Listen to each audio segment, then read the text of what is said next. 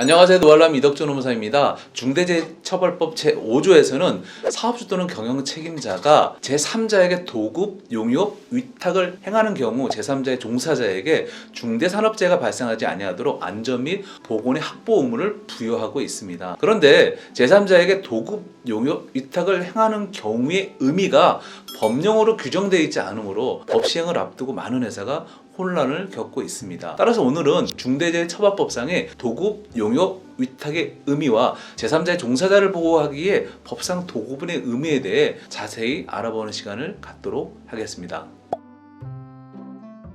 중처법은 도급, 용역, 위탁의 개념에 대해 규정하지 않고 있습니다. 따라서 중처법 제5조의 도급, 용역, 위탁의 개념은 다른 법령의 정의 규정과 중처법의 입법 목적 등을 고려해서 해석하셔야 합니다.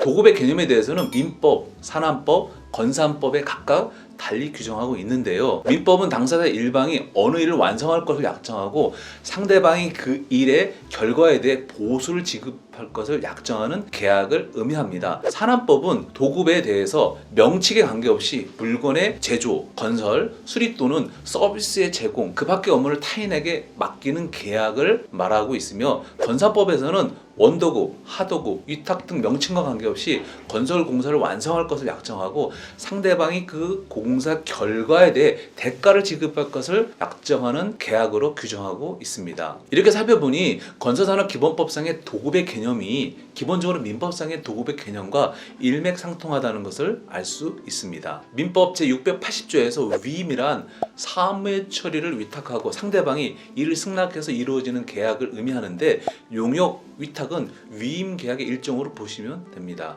민법, 산업안전보건법, 건설산업기본법상의 정의 규정을 살펴보았는데요. 앞에서 살펴본 바와 같이 산업법상의 도급의 범위에 민법상의 도급 및 위임 개념이 포함되어 있습니다. 중처법 시행령 제4조, 제9호가 규정한 의무의 내용이 산업안전보건법 제61조, 63조, 69조와 유사하다는 점을 고려한다면 중대재해처벌법상의 도급, 용역, 위탁은 산업안전보건법상의 도급을 의미한다고 보는 것이 타당합니다. 즉 명칭과 관계없이 업무를 타인에게 맡기는 모든 계약이 중처법상의 도급으로 해석할 수 있습니다. 중대재해처벌법은 도급인에게 수급인과 수급인 종사자를 위한 안전보건 확보 의무를 부여하고 있는데요. 다만 중대재해처벌법상 도급인이 부담하는 책임은 도급인이 수급인에게 업무를 맡긴 모든 경우에 부담하는 것이 아니고 도급인이 실질적으로 지배, 운영, 관리하는 시설, 장비, 장소 등에 대해 도급, 용역, 위탁 등을 하는 경우에 한하여 부여하는 의무입니다. 기준 및 절차 마련 의무에 대해서 살펴보면 도급인은 도급, 용역, 위탁 등을 받는 자의 산업재해 예방을 위한 조치 능력과 기술에 관한 평가, 기준, 절차를 마련하셔야 합니다. 이는 산업법상의 도급인의 의무인 61조의 적격 수급인 선정 의무를 이행하기 위한 조치로 볼 수 있습니다. 도급인은 도급, 용역, 위탁 등을 받는 자의 안전보건을 위한 관리 비용에 관한 기준을 설정하셔야 합니다. 안전보건 관리 비용이란 도급계획에 수반되는 도급으로 도급비를 의미하나 반드시 도급인이 수급인에게 도급금액 이외에 별도로 비용을 지급할 필요는 없습니다. 건설업 및 조선업의 경우에는 중대재해가 발생할 급박한 위험사항 등 돌발 사태 등을 충분히 고려하여 도급, 용역, 위탁 등을 받는 자의 안전보건을 위한 공사기간 또는 건조기간에 관한 기준을 마련하셔야 합니다. 기준과 절차를 마련한 것만으로는 안전보건 체계가 제대로 작동하지 않으므로 사전에 마련한 기준과 절차가 실제로 제대로 현장에 적용되고 있는지를 반기 1회 이상 반드시 점검하셔야 합니다.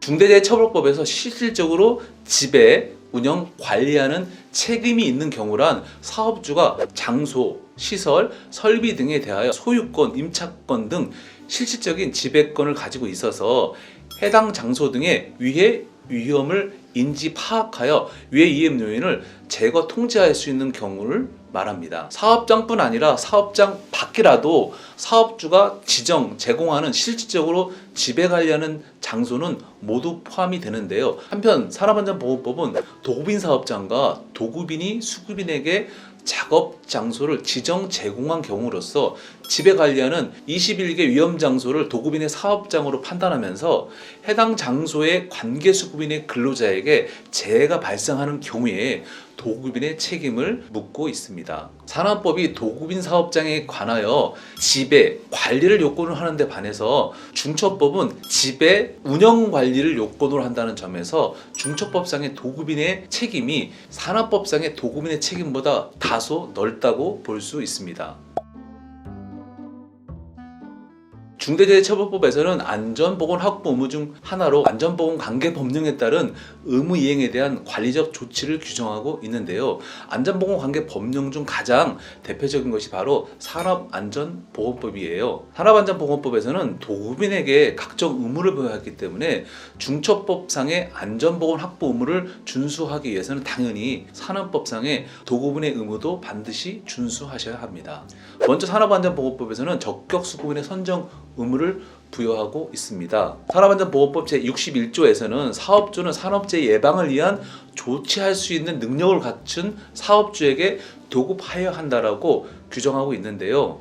적격 수급인이란 산업재해 예방 조치 능력이 있는 자격을 갖춘 수급인을 의미한다고 보면 됩니다. 일반적으로는 고용노동부에서 발간한 적격 수급업체 선정을 위한 도급사업 안전보건 매뉴얼에 나온 수급업체 안전보건 수준평가를 통해 능력과 자격을 가늠하고 평가 결과 A등급 이상 나온 업체를 적격 수급인으로 볼 수 있을 것입니다. 둘째는 도급인의 안전조치 및 보건조치 의무입니다. 산업안전보건법 제63조에서는 도급인은 관계수급인의 근로자가 도급인 사업장에서 작업을 하는 경우에 자신의 근로자와 관계수급인 근로자의 산업재해를 예방하기 위해서 안전 및 보건시설의 설치 등 필요한 안전 및 보건조치를 하도록 규정하고 있습니다.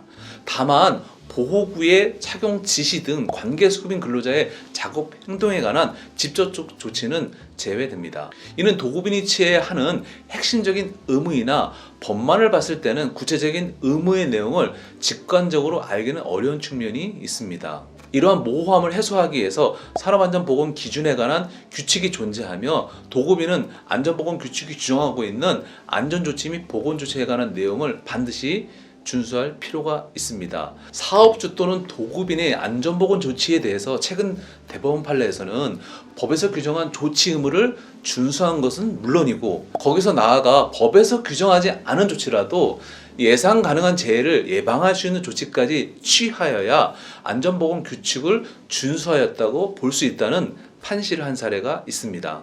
따라서 안전 영역에 있어서는 법에서 지키라고 한 것만 지키면 된다가 아니라 법에서 지키라고 한 것 이상을 지켜야 한다는 인식을 가지고 안전조치 및 보건조치를 취하셔야 합니다. 셋째, 공사기간 단축 및 공법 변경 금지 의무입니다. 산업안전보건법 제69조에서는 건설공사 발주자 및 건설공사 도급인에게 공사기간을 단축과 공법을 변경해서는 안 된다고 규정하고 있는데요. 공사기간 단축과 공법 변경은 수익성을 극대화할 수는 있겠지만 공기 단축 때문에 노무를 제공하는 자의 안전을 등한시할 수 있으므로 주의가 필요합니다. 오늘은 중처법에서 규정하고 있는 도급 용역 위탁이 어느 범위까지 해야 되는지, 누가 해야 되는지, 어떤 책임을 지는지에 대해서 자세히 알아보았습니다. 더 궁금한 사항이 있으신 분들은 유튜브에 댓글을 남겨주시거나 블로그에 들어오셔서 내용을 확인해 주시면 감사하겠습니다. 감사합니다.